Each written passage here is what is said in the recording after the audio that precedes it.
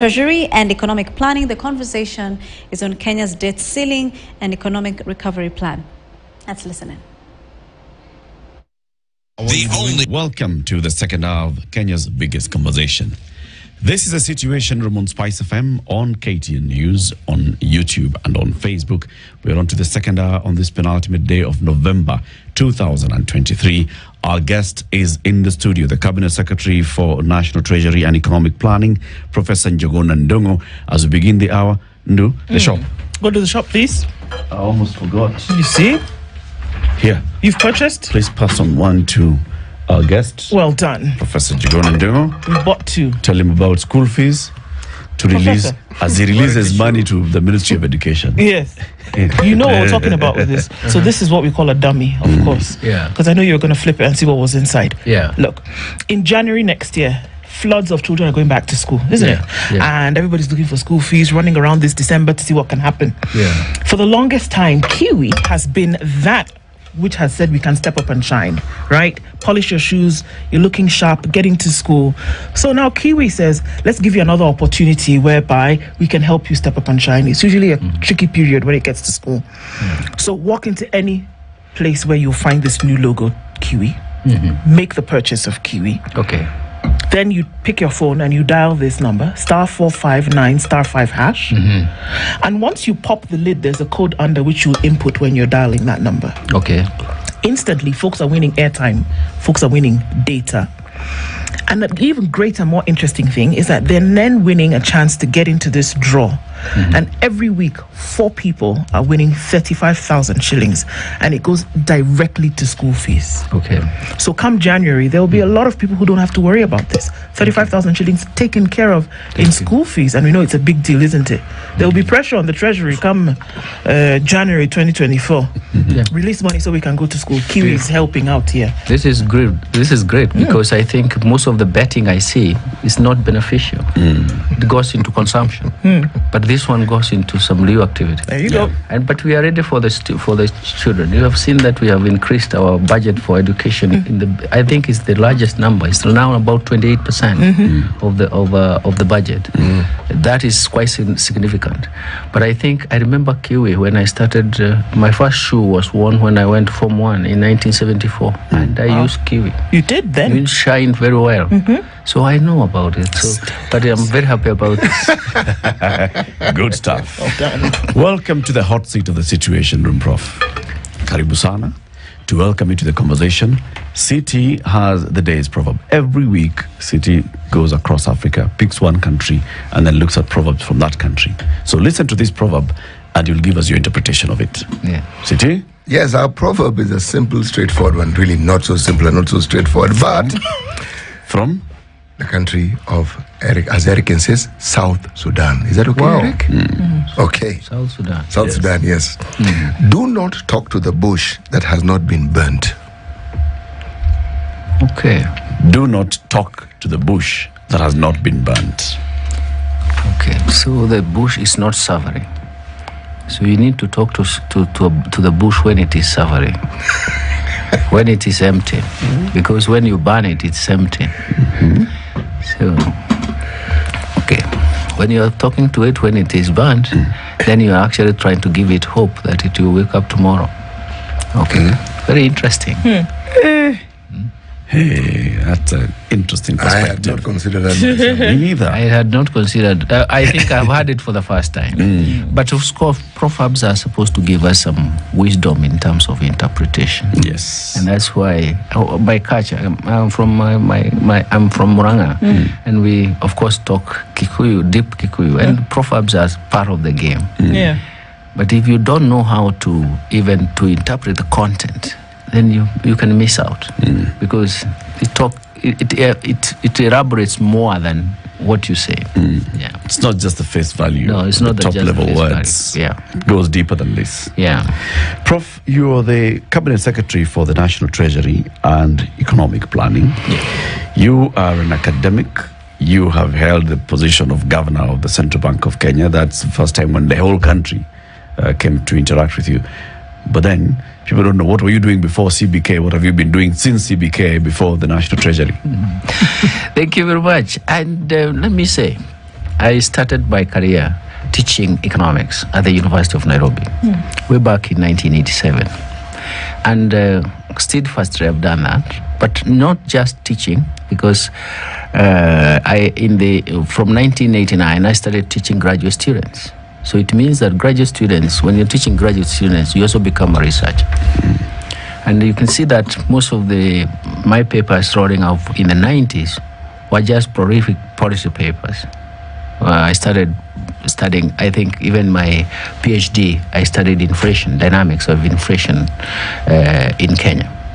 And that is work that is already published and even published in the IMF, dynamics of inflation process in Kenya.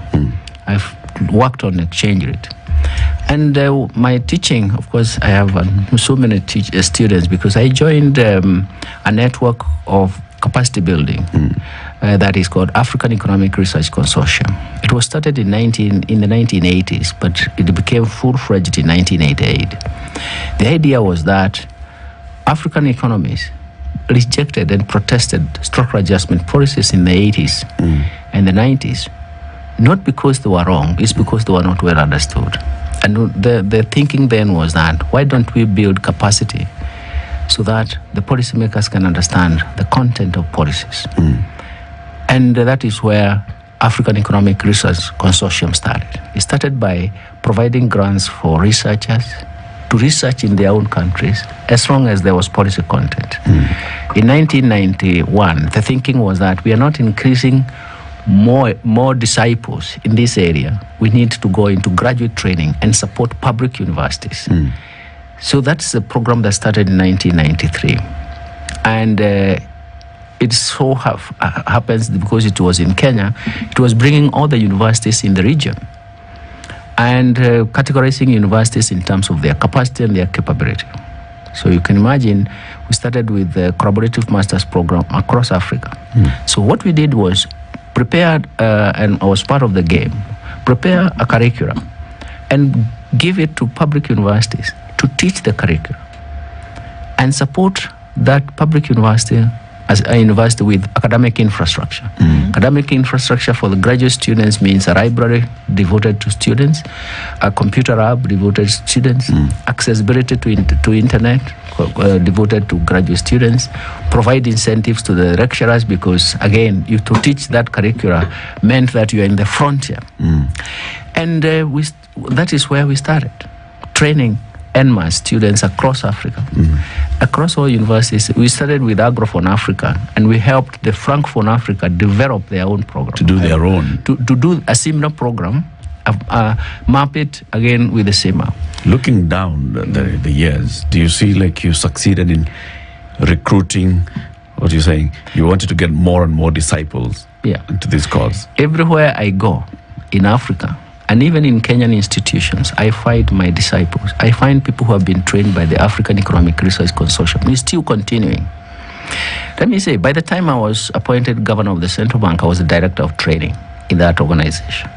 And I had now PhD students in masters in agriculture and applied economics, and students in masters in economics. Okay, and they were stretching for far. I remember in 2006, before I was appointed governor, I had 160 students meeting in Nairobi for masters, 60 students for PhD, and about 60 professors teaching them. You remember that? Remember that big complex in the KCB Management Center?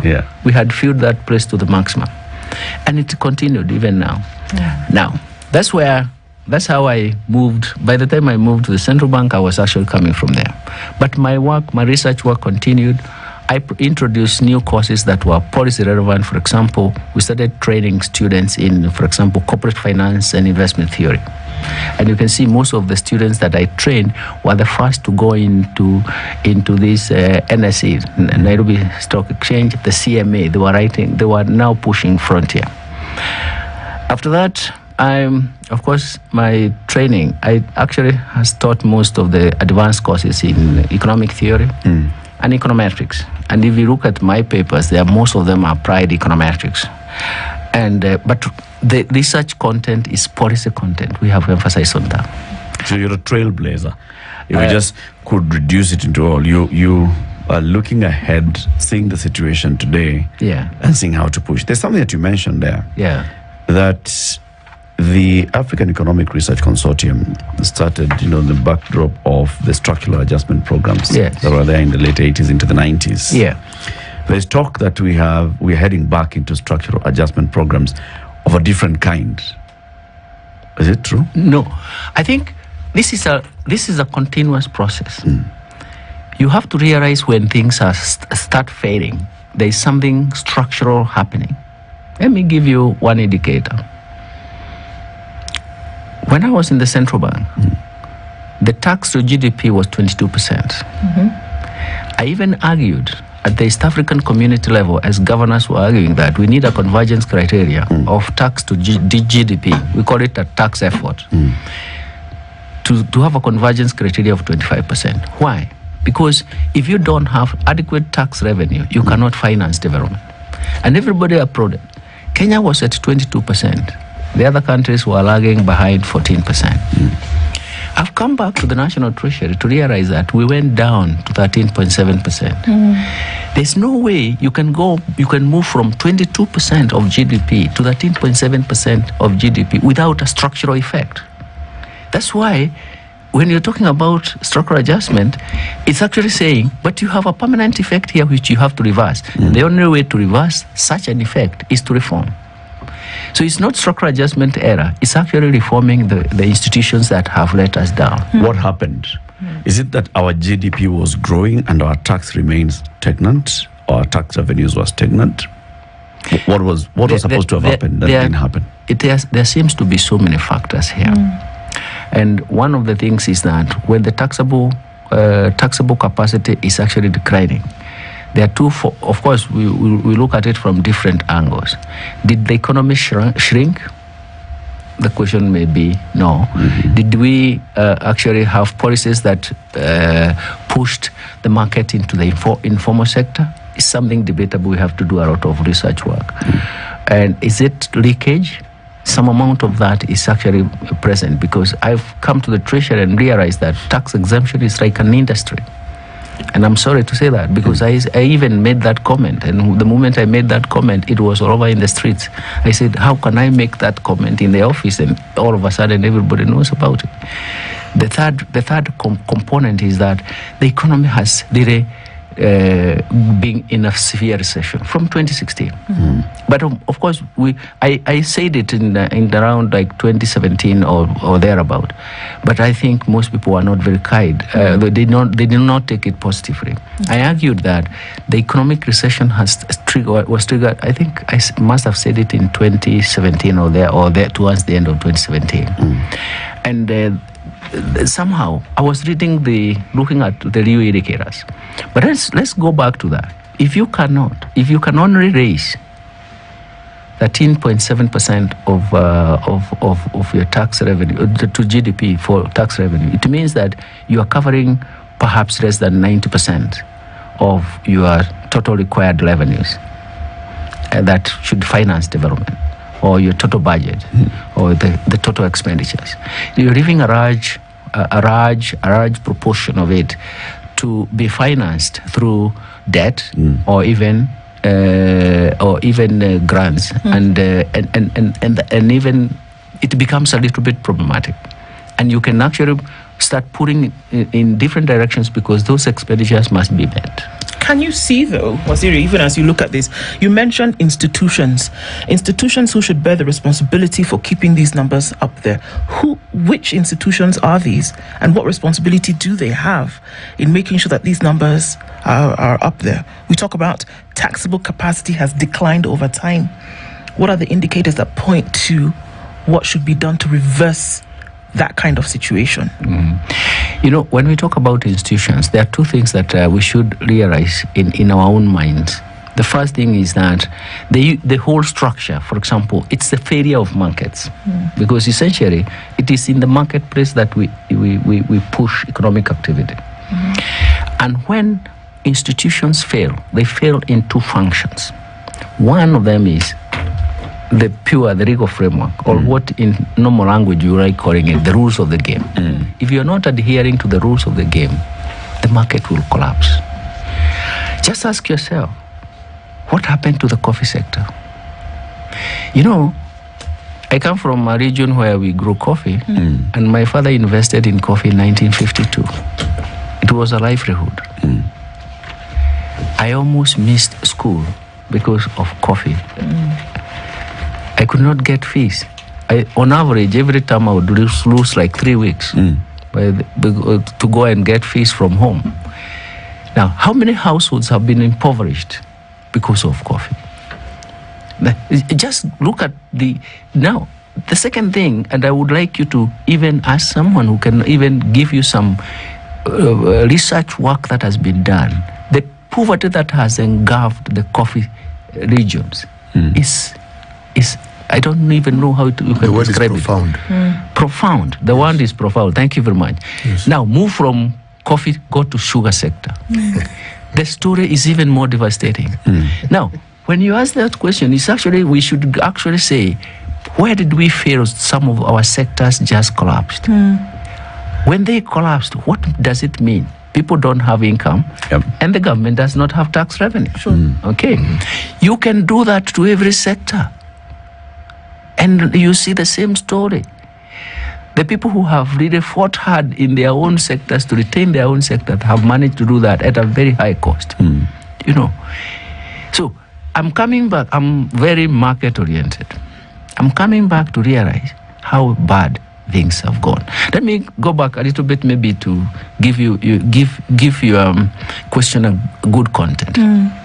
In 2000, we started a work which was funded by USAID, and we wanted to write a book because the economy was contracting in Kenya in 2000.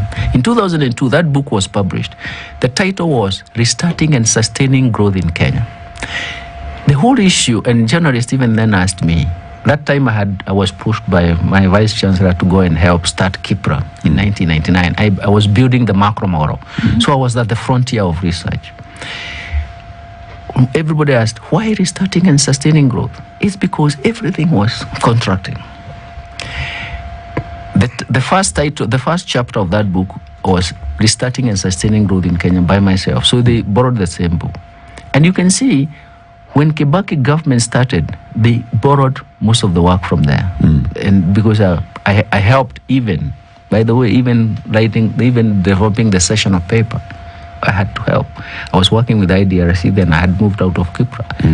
That's why the title was Restarting Growth for Wealth and Job Creation. That's the session of paper. It was recognition that we had failed. We have to restart something. Things were actually looking bad. Yeah, they were looking bad. Something needed to be done. It needed to be this particular time, though, it's the same thing. You're saying it's the same? Yeah, it's the same thing, but we have now different facets that we need to attack. And that's why when I wanted to answer a quick question to her, I went straight to the markets and sectors. And we can go to the sector. Let me say this. If you destroy the markets, you destroy the economic economic returns. You even do not allow the investors to appropriate returns from their investments. Okay? So it means they can't invest. Yeah. So what is happening? If you can't walk, then all of a sudden you have to stay. Because if you can't go to the market, because the market is not going to provide you with what you really need. So we come back to the market, to the institutions. I started by saying the rules of the game. But the second one is that you have to actually sustain and redefine and protect the reward system. Period. And what is, for us, in economic terms, we say incentives. But incentives, what is incentives? It's actually the reward system. You are rewarded for doing well, but you are also penalized for doing the wrong things. A combination of the legal framework or rules of the game and an appropriate incentive mechanism is going to create prudent behavior in the marketplace. You are going to defend markets. They are not going to collapse. Today, everybody tries to restart the coffee sector, for example. It is difficult, but we have to manage it. You can see what we have done in the sugar sector, for example. Is the commissioning is much better. It's not privatization. Allows you to come in, bring in technology, and everybody will be happy. Protect the nuclear farms and make sure that the aggregation principle works very well. Let me go further and give you a point about the markets. Because our good example is because we are all small. Kenya has been known for smallholder, isn't it? Yes. Just give an example of a smallholder. Whether you are doing tea, coffee, milk, anything, okay? When you see the market working there, you look at the prices. It means that downstream where your farm is, you're going to increase production, and you're going to look for all ways to increase productivity because you have seen the market is working. You deliver. Where our markets have been captured is when you interfere with the aggregators, the aggregator, isn't it? The coffee was not destroyed at the farm level. It was destroyed at the aggregator level. Because if you cannot get returns, what happens? If you are milking your cow and delivering the milk to your dairy and to your cooperative, and they don't pay you at the end of the month, that cow needs to be fed. Yep. You start eating your assets. That is where we are really saying why markets work is because they give us that incentive that I'm going to sell. There is an off-taker of my product. But if that fails, it means everything fails. Everything your income collapses. levels, your income streams fail. Your investment, you cannot appropriate in terms for your own investment. So this collapsing, Yeah. Prof, was it as a result of bad policy, or was it as a result of good policy but poor management? Policy did not change. We still are a country that has sustained policy. But the person implementing that policy, the person pushing the institutions to make sure the person pushing that market, that's the institution that should regulate that, making sure that it works, is the one who failed. Okay. The policy did not change. We did not change. You see, let's put it this way. We can change policy on the basis of what the market wants. So it's actually improve on production processes. But right now, there are two factors here. One of them is an interference in the market capture. This market capture, actually, you capture the market because you want to drain down the economic rent, or to, we are not, for me, where I sit, I can't use other names. I talk about illegal rent extraction. Okay. Economic rent extraction. Illegal economic rent extraction. So you are capturing the market to just milk it. To milk it. Then it means it's not the policy has changed. It is the structure. It is the institution that should preserve and regulate the market. But who is this that would capture this? Yeah. And to what gain? Is it personal gain? Is it local? Is it external? But who has the ability to even do that? One of them is the political establishment. Sometimes it's political capture. And for different interest groups. Because interest groups are also political interests, isn't it? Yes. Because essentially what we're really saying is that how did you observe the coffee sector collapsing, the sugar sector collapsing? What factors can you attribute to? Because you wake up in the morning, you take coffee. You wake up in the morning, you put sugar in your coffee. So it means that there is a market. But the market still continues. It still uses coffee, it still uses sugar. But the sugar sector is not producing. So what could have happened? That's where the political economy of issues comes in. Who is capturing the market? Who is getting this economic rent so that the market cannot function?